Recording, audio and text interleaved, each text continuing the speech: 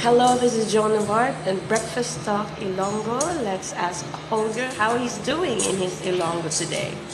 What's the other important word you've learned? Or a must know? PILA. How much? So, but again, the problem is I haven't really learned or mastered how much for this or how much for that. So maybe it's PILA ka. How many? Probably the same, PILA. So how many people we learned PILA ka tao.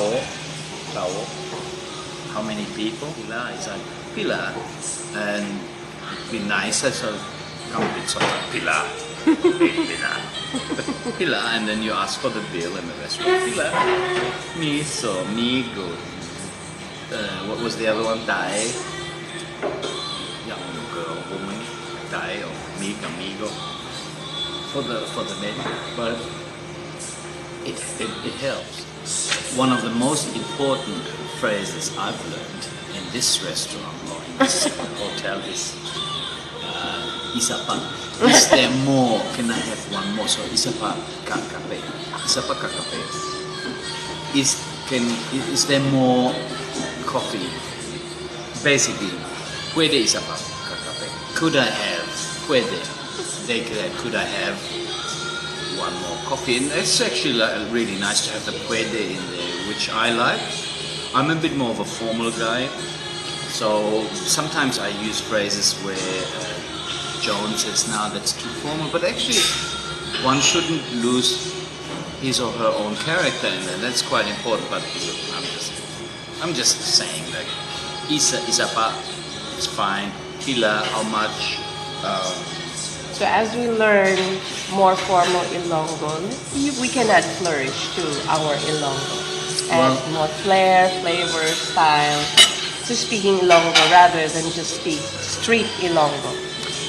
My goal as a learner is always really to get the pronunciation right first. So I really find myself repeating a lot of sentences, even though I don't know what they mean or I really forget. Parroting? Is that parroting? I don't know what it is, but I really like to get the flair of it.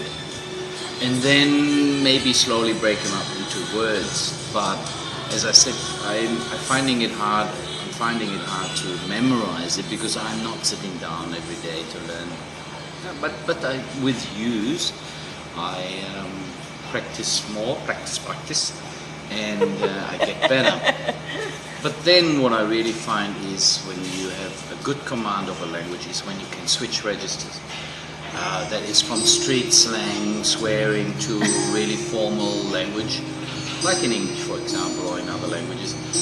And that is a sign of an excellent command of the language. And that's sort of what I'm striving for, because then you can really show who you are in the language.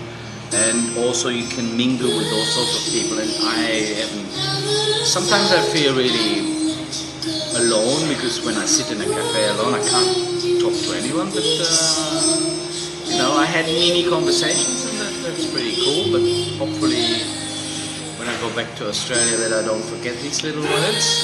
But I've certainly learned more than I've ever learned before, so that's very good. And Mayo, huh? Mayo. Oh, can I say Mamayo? Maayo gid. Maayo gid. Gid. Mitnamit is another one that mitnamit is very tasty.